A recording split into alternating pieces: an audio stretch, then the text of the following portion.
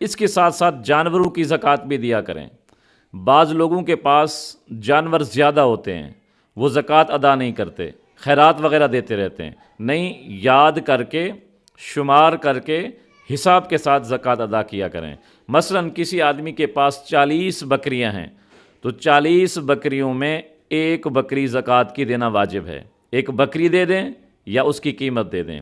اگر 30 گائے اور بھینس چھوٹے بڑے ملا کر 30 بن جاتے ہیں تو اس میں 1 سال والی ایک گائے یا ایک بھینس زکوٰۃ کی دینی آپ پر لازم ہے۔ اور اگر آپ کے پاس اونٹ ہیں اور اونٹ 5 ہیں تو 5 اونٹوں میں ایک بکری آپ پر واجب ہے۔